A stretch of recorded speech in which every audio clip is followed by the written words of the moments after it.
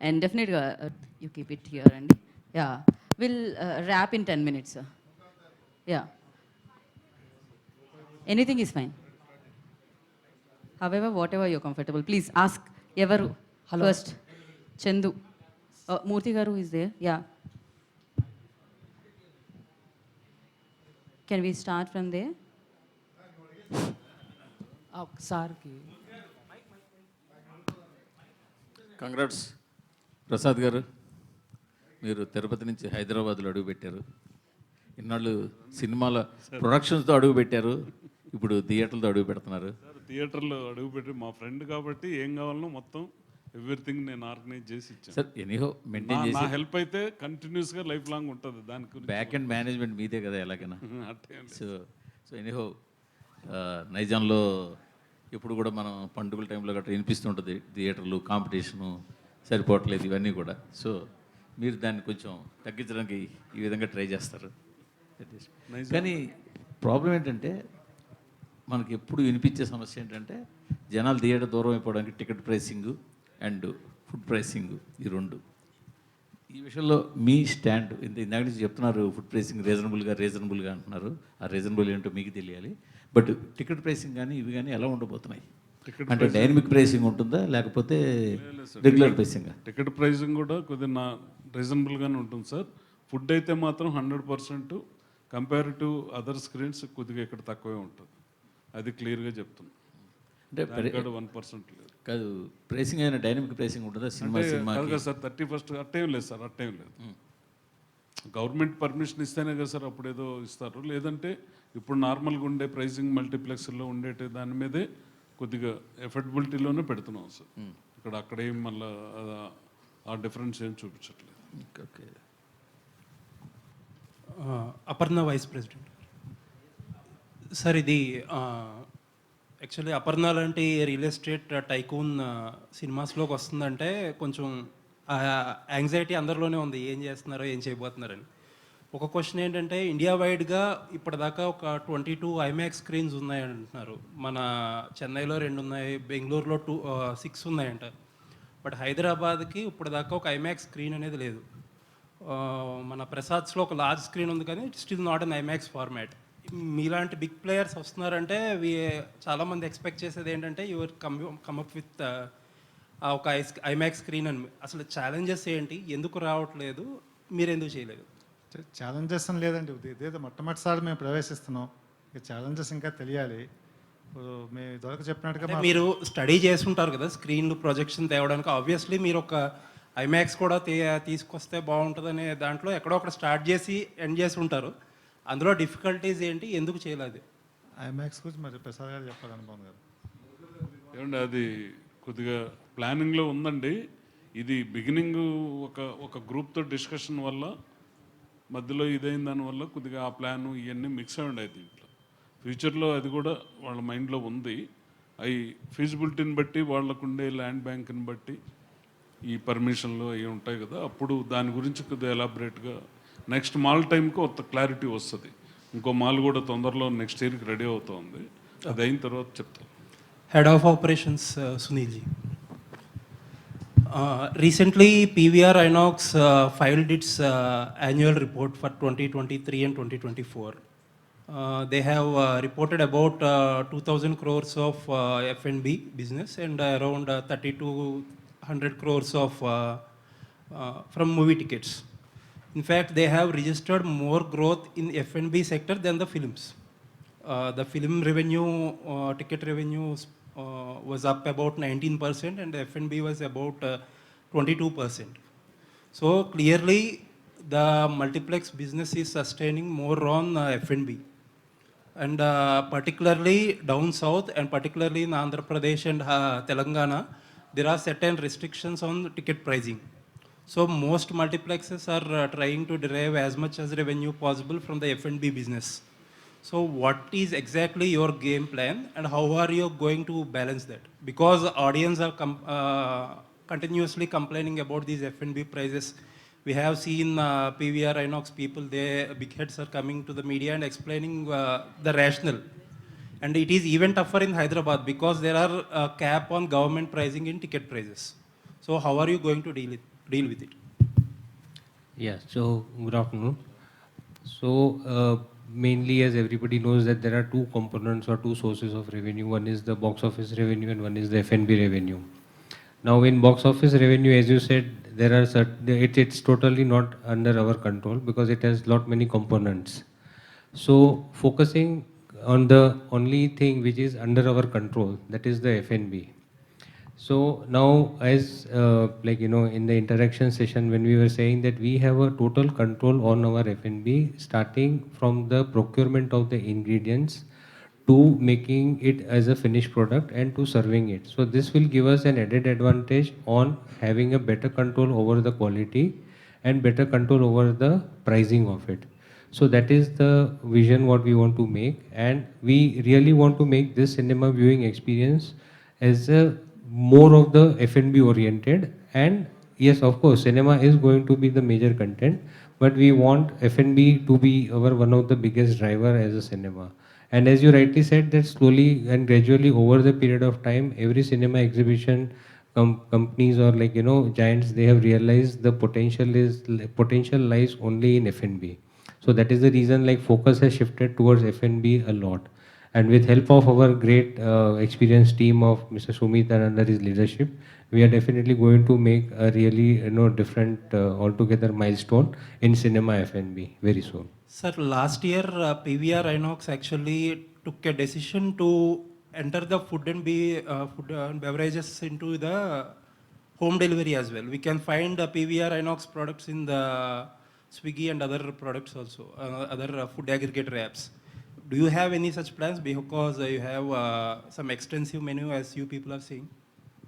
So of course we are also going to adopt technologies and make our food widely available for as many as customers, not only restricting it to the F&B cinema viewers only, but slowly and gradually technology will take help of technology and make it available for the wider audience as well. Thank you, sir. Thank you. Prasad garu. Thank you very much. Thank you. Prasad గారు, sir single screen థియేటర్లో మీకు తెలిసినంతగా ఎవరికీ తెలియదు, ఎందుకంటే అక్కడే పుట్టారు పెరిగారు ఇక్కడ దాకా వచ్చారు. ఇప్పుడు ఏంటి మల్టీప్లెక్స్ బిజినెస్లోకి వస్తున్నారు. చాలామంది ఏంటంటే ఇప్పుడు లాస్ట్ 1-2 వీక్స్లో సింగిల్ స్క్రీన్ థియేటర్లో మూసేసుకోవాల్సిన పరిస్థితి కంటెంట్కి. చాలామంది ఏంటంటే కళ్యాణ మండపాలు, వేర్ హౌస్లు, అమెజాన్ వేర్ హౌస్లు చాలా హైదరాబాద్లోనే చాలా వెళ్ళిపోవడం చూసాం. ఇప్పుడు మీలాంటి వాళ్ళు కూడా మల్టీప్లెక్స్ బిజినెస్ వైపు చూస్తున్నారంటే what is the future of single screen theaters? మీరు దయచేసి వెనక్కి తీసుకుని, this is Aparna cinemas, is my friend. నేను ఎవ్రీథింగ్ కోఆర్డినేట్ చేస్తాను. ఇది దీని owners is different, operators is different. Company very big company in India, world wide ఇది పెద్ద నెట్వర్క్ ఉండే కంపెనీ. వాళ్ళకి ఏం కావాల్సి వచ్చినా యాజ్ ఏ సినిమా నాకుండే స్నేహంలో నేను చేస్తూ ఉంటాను. అందువల్ల నేను సరే సార్, అది పక్కన పెడితే మీరు ఓకే, మీరు అన్నట్టు ఎప్పుడైతే ఒక 2 years అయితే కొద్దిగా స్ట్రగ్లింగ్ పీరియడే. Okay, content wise 2 years struggling ఉంది. ఇప్పటి నుంచి నాకు తెలుసు ఒక 2 years కొద్దిగా స్ట్రగుల్ ఉంటుంది. ఈ 2 years తర్వాత ఫైనల్ ఆడియన్స్ సార్ ఖచ్చితంగా సినిమా అనేది ఒక ఎక్స్పీరియన్స్. ఇది వరల్డ్ వైడ్ కూడా ఇది టెక్నాలజీ రోజు రోజు మారుతూ ఉంటుంది. ఒకప్పుడు వీడియో క్యాసెట్లు వచ్చేటివి, అప్పుడు కొంత స్లంప్ వచ్చింది. ఇప్పుడు డిజిటల్ ఫార్మేట్లు వచ్చాయి, ఫోన్లో సినిమా చూసే పరిస్థితి వచ్చింది. Theatre experience is more better. మనకు ఈరోజు వెరీ గుడ్ కంటెంట్ ఉంటే ఎనీ లాంగ్వేజ్ మనకు సినిమా సబ్ టైటిల్స్తో చూసేదానికి ఆడియన్స్ ప్రిపేర్ అయ్యారు. ఫస్ట్ మనం అర్థం చేసుకోవాల్సింది ఏంటంటే కంటెంట్ మలయాళం మంజుమల్ బాయ్స్ తమిళనాడులో 30 crores రెవెన్యూ వచ్చింది. మలయాళం వెర్షన్ 30 crores రెవెన్యూ అంటే ఓన్లీ సబ్ టైటిల్తో, నో డబ్బింగ్. బేసిక్గా ఇప్పుడు ఆడియన్స్ ఓటీటీ ప్లాట్ఫామ్ వల్ల any language, even Marathi, even Gujarati, even కొన్ని జపనీస్ ఫిలిమ్స్, కార్టూన్ ఫిలిమ్స్ అవి వేస్తూ ఉంటే హౌస్ఫుల్ వస్తుంటాయి. కొరియన్ ఫిలిమ్స్ హౌస్ఫుల్స్ వస్తున్నాయి. Multiplex content is more different. Multiplex థియేటర్లో చూసిన ఎక్స్పీరియన్స్ డిఫరెంట్. అందువల్ల మన సౌత్లోకి వచ్చేతలకి కొంత కంటెంట్ స్లో అయింది. డెఫినెట్గా అది ఒక 2 yearsలో సెటరేట్ అవుతుంది. సార్, ఈ 2 years స్లంప్లో సింగిల్ స్క్రీన్ థియేటర్ యజమానులు నిలబడగలరా? ఏమండి, ఇప్పుడు అదంతా ఎప్పటి నుంచో ఓనర్స్ ఉండేవాళ్ళు, అవి ల్యాండ్ వాల్యూ విపరీతంగా పెరిగింది. వాళ్ళు కమర్షియల్ అయినా చేసుకోవచ్చు, థియేటర్గా కూడా ఉంచుకోవచ్చు. అది వాళ్ళ డెసిషన్, ఓనర్స్ డెసిషన్ అది. అందువల్ల ఆ ప్రాబ్లం అయితే ఏం ఉండదండి. Single screen experience more experience అది. ఎందుకంటే మనకు వచ్చి వరల్డ్ క్లాస్ ఎక్స్పీరియన్స్ సింగిల్ స్క్రీన్స్లో కూడా ఓనర్స్ అందరూ తీసుకొచ్చి చేశారు కాబట్టి మనకు యాజ్ ఇట్ ఈస్గా మనకు ఆంధ్రాలో ఉండే top most revenue, next Tamil Nadu, next Kerala, next Karnataka, సౌత్లో ఉండే రెవెన్యూ ఈరోజు నార్త్లో లేదు. నార్త్లో ఓన్లీ మల్టీప్లెక్స్ రెవెన్యూ, సౌత్లో సింగిల్ స్క్రీన్స్ వల్లే మోర్ రెవెన్యూ వస్తూ ఉంది. కొంత స్ట్రగుల్ ఉంటుంది కదా, కోవిడ్ వచ్చినప్పుడు ఎట్లా స్ట్రగుల్ అయ్యారు, ఇప్పుడు స్ట్రగుల్ ఉంటుంది. దాని ప్రకారం అడ్జస్ట్ అవుతారు అందరూ. Thank you sir. Yeah manager సరే.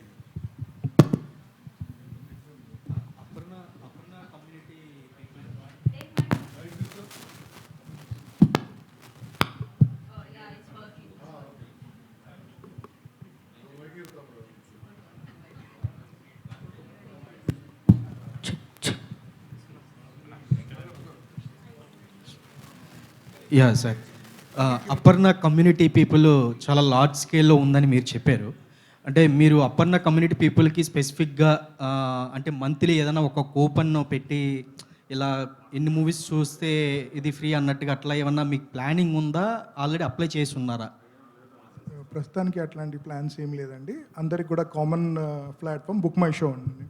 బుక్ మై షో అనే ప్లాట్ఫామ్తోనే వెళ్తున్నాం. దాని basis there is certain thing అండి. ఎట్లా అంటే ఇప్పుడు ఆ కమ్యూనిటీలోనే ఒక 5-6 ఫ్యామిలీస్ కానీ గెట్ టుగెదర్స్ అలా చేసుకున్నప్పుడు ఎక్స్క్లూజివ్లీ వాళ్ళ గురించి మాకు స్క్రీన్ 3 ఉంది, మీకు చెప్పినట్టు VIP స్క్రీన్ ఉంది. సో అట్లాంటిది ఏమైనా స్పెషల్ స్క్రీనింగ్ వాళ్ళ గురించి ప్లాన్ చేస్తాం, మేము తప్పకుండా వేస్తాం. అంటే PVR ఐనాక్స్ వాళ్ళు పాసెస్ ఉంటాయి, మంత్లీ పాస్ కానీ పాస్ ఉంటాయి, అలాంటి పాస్ సిస్టమ్ ఏదైనా మీరు స్టార్ట్ చేస్తాం? ప్రస్తుతానికి అలాంటి ఆలోచన ఏం లేదండి. ఎందుకంటే ఇప్పుడు ఇక్కడ ఉన్న కమ్యూనిటీస్ వాళ్ళకి మనకు సర్వ్ చేయడానికి అట్లాంటిది ఏమీ అవసరం పడదు అనుకుంటున్నాం. ఓకే, రామకృష్ణ గారు చెప్పండి సార్. బెస్ట్ ఎక్స్పీరియన్స్ చూసాం, స్క్రీన్స్ చూసాం, అంబియన్స్ చూసాం, చాలా బాగుంది, బెస్ట్. సో మీ రిమార్క్స్లో కూడా చెప్పారు ఇండియాలో బెస్ట్ అవ్వాలని, ఢిల్లీ బాంబేతో కాంపిటేట్ అవుతూ హైదరాబాద్లో బెస్ట్ అవ్వాలని. కాకపోతే ఇక్కడ మీరు బిజినెస్ పాయింట్ ఆఫ్ వ్యూలో Aparna is good, best product ఇస్తారు. సినిమా బిజినెస్కి వచ్చేటప్పటికి ఇట్స్ టోటల్ అంటే అది కంట్రోల్డ్, గవర్నమెంట్ కంట్రోల్లో టికెటింగ్ ప్రైజింగ్ ఉంటుంది. సో మీరు సస్టైనబిలిటీకి ఏం చేస్తారు? అంటే F&Bకి వెళ్తారా, లేదంటే ఇందులోనే ఇదే ఎక్స్పీరియన్స్ కంటిన్యూ 5 years 10 years కూడా ఇదే చూపిస్తారు? అంటే తక్కువ ప్రైజింగ్ మనకి కంపేర్ టు చెన్నై, బెంగళూరు చూస్తే ప్రైజింగ్ మనకు రిస్ట్రిక్షన్ ఉంది, వాళ్ళకైతే డైనమిక్ ప్రైజింగ్ ఉంది. సో మీరు ఎలాగా సస్టైనబిలిటీ? అంటే ప్రైస్ అని కాదండి, బెస్ట్ ఇప్పుడు మా అపర్ణ గేటెడ్ కమ్యూనిటీ మా రియల్ ఎస్టేట్ ప్రాజెక్ట్ చూస్తే we are more price than immediate competitor. అయినా మేము అమ్మగలుగుతున్నాం. అండ్ ఎప్పుడు కూడా 500-600 ఎప్పుడు కూడా ఇమీడియట్ కాంపిటేటర్తో స్క్వేర్ ఫీట్కి మాది ఎప్పుడు బెస్ట్ ప్రైస్ ఉంటుందండి. ఎందుకంటే ట్రస్ట్, క్వాలిటీ సెల్స్ అల్టిమేట్లీ అన్నట్టుగా. So we don't want to compromise. ఇప్పుడు మన చేతిలో ఉన్నది ఏంటండి, ఎక్కడా కాంప్రమైజ్ అవ్వకుండా బెస్ట్ ఎక్స్పీరియన్స్ ఇవ్వటం. ఇండస్ట్రీ ఓవరాల్ పెర్సే మనం we don't have any control. So ఉన్న దాంట్లోనే మార్కెట్ షేర్ తీసుకోవాలి. ఎట్లా తీసుకుంటాం? తీసుకోవడం ఏంటంటే గివ్ ది బెస్ట్ ఎక్స్పీరియన్స్. మా బ్రాండ్ కూడా ట్రస్ట్. మాకు ఎక్కడ మాకు ఇండివిజువల్స్ ఆర్ నాట్ విజిబుల్. మాది నాట్ ఓనర్ డ్రివెన్ కంపెనీలా ఉండదండి. మా customer trust is our brand. We are very brand sensitive, customer centric. ఇక్కడ ఇది this is not the main business for us. Construction ఇది మెయిన్ బిజినెస్. ఇక్కడ ఏంటంటే అదే ఫార్మాట్లో ఎక్కడ కాంప్రమైజ్ కాకుండా ఉంటే ఆక్యుపెన్సీ పెరుగుతుంది. F&Bలో కూడా ఇప్పుడు చూస్తుంటే వీళ్ళు స్టాటిస్టిక్స్ చెప్పేది టోటల్ ఆక్యుపెన్సీలో 50% admits they'll buy on average per head 130 rupees 140 rupees అంటున్నారు. ఆ 50% బై చేసి మనం 60-70% చేయగలిగాం అనుకోండి, by giving best quality food, hygienic food ఇచ్చామనుకోండి, ఆటోమేటికల్లీ వాల్యూమ్స్ విల్ ఇంక్రీజ్. అలాగే occupancy will also increase. So best turn out ఎప్పటి వరకు వస్తుంది అనుకుంటున్నారు ఎన్ని సంవత్సరాలు ఈ దీని మీద? మా ఇమ్మీడియట్ టార్గెట్ అంటే 50% ప్లస్ ఆక్యుపెన్సీ రావాలనండి. అంటే ఇప్పుడు నెంబర్ ఆఫ్ సీట్స్ వైజ్ చూస్తే కంపేర్ టు డిమాండ్ సప్లై చూస్తే we have only 1208 seats. Within 8 kilometers there is no multiplex nearby. Whereas you see the density of the population, as I explained already, within 3 kilometer radius లో we have 25,000 plus families. నల్గొండలోని advantage అంటే highly densely వెర్టికల్గా వెళ్ళిపోయిందండి, highly densely populated. వీడి ఇందులో నేను చెప్పిన దాంట్లో సగం మంది బై ఫుట్ రావచ్చు, వెహికల్ తేకుండా. So that is our target. మా ప్రసాద్ గారు అనుమతితో మిగతాలతో ప్రోగ్రామింగ్ అని హిందీ ఎన్ని వేస్తారు, ఇంగ్లీష్ ఎన్ని వేస్తారు, తెలుగు ఎప్పుడు వేస్తారు, ఏ టైంలో ఏ వేస్తాం, it all depends. Sir Ramakrishna గారు, అపర్ణ కన్స్ట్రక్షన్స్ ఇప్పుడు అపర్ణ సినిమాస్ వచ్చాయి, అంటే త్వరలో అపర్ణ మూవీస్ అంటే మీరే ఓ బ్యానర్ ఏమైనా పెట్టే అవకాశం ఉందా? ప్రస్తుతం లేదులేండి, ఆ ఆలోచన అయితే నాకు తెలిసినంత వరకు రాదు. ఇప్పుడు అది చాలా అనుభవం కావాలండి. ఎందుకు ఎన్వి ప్రసాద్ లాంటి వారు ఉంటే మీకు సార్, అంటే ఇప్పుడు ప్రస్తుతం సినిమా థియేటర్స్ చూస్తుంటే అంటే ఇప్పుడు స్టార్ హీరోలు ఇటు మహేష్ బాబు లేకపోతే అల్లు అర్జున్ లాంటి స్టార్ హీరోస్ థియేటర్స్ కట్టిస్తున్న పరిస్థితి, అంటే వాళ్ళకి ఇది ఒక కాంపిటేటివ్గా మీరు ఫీల్ అవుతారా ఎట్లా దానికి? అలాగే నో కాంపిటీషన్ అండి, వి బిలీవ్ ఇన్ బెస్ట్. ఇప్పుడు అలాగా ఎవరి బ్రాండ్ మాది ఆల్రెడీ ఎస్టాబ్లిష్ బ్రాండ్. కస్టమర్ అంటే మీరు మంచి మంచి క్వాలిటీ ఇచ్చి ఒకటో ఆకట్టుకోవాలండి మేము, like the way wear selling. దానికి మా అపర్ణ బ్రాండ్ కూడా ఎవరు ఎండార్స్ చేయట్లేదండి ఎవరు. మాది we don't believe in it. అంటే ఇప్పుడు ఏషియన్ మూవీస్ అలా కొలాబరేట్ చేసి వాళ్ళు కట్టిస్తున్న పరిస్థితి ఉంటుంది. మీరు కూడా ఎవరన్నా స్టార్ హీరోస్ ఇలా వచ్చేసి మేము కూడా పార్ట్ అవుతామంటే లేదు, అట్లాంటి ఆలోచన అయితే లేదండి. లేదు. Yeah, next question from so Prasad గారు, సో Last మీకు question. చిరంజీవి గారి ఫ్యామిలీ చాలా దగ్గర కదా, సో ఈ అపర్ణ సినిమాస్కి వాళ్ళ బ్రాండింగ్ ఏమైనా తీసుకొచ్చే అవకాశం ఉందా? ఎందుకు లేదమ్మా, అది ఉంటుంది. ఇట్ ఈజ్ ఏ నార్మల్, ఇవన్నీ రొటీన్గా జరిగే ప్రాసెస్ అటువంటిది. ఎందుకమ్మా ఈ క్వశ్చన్? బాబు ఆపేం, రైట్. సో రామకృష్ణ గారు, అయితే కన్స్ట్రక్షన్ నుంచి మూవీస్లోకి రావడం బాగుంది. అయితే రీసెంట్గా చూస్తే ఓటీటీ మార్కెట్ అనేది బాగా పెరుగుతుంది. సో 1 monthలో మూవీ వచ్చేస్తుంది కదా, ఓటీటీలో చూడొచ్చు కదా అనుకుంటున్నారు. సో సినిమాస్ నుంచి ఓటీటీలోకి వచ్చే అవకాశం ఏమన్నా ఉందా మీరు? ఓటీటీలో వచ్చిన ఎగ్జిబిటర్స్ ఇంకా కొత్త మల్టీప్లెక్స్ వస్తానే ఉన్నాయి కదండి. ఇప్పుడు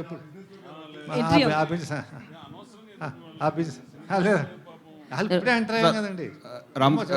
రామకృష్ణ గారు ఫ్యూచర్ ప్లాన్స్ చెప్పండి. అంటే ఇయర్ కానీ 2 yearsలో కానీ నెంబర్ ఆఫ్ స్క్రీన్స్?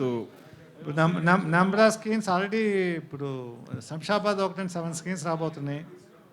వరంగల్లో 4 screens, Nizamabad 4 screens, Rajahmundry 4 screens. ఇవన్నీ 2027 ఎండ్ లోపల రెడీ అవుతాయండి. అంత కన్స్ట్రక్షన్ ఉంది. Right. So thanks for your question.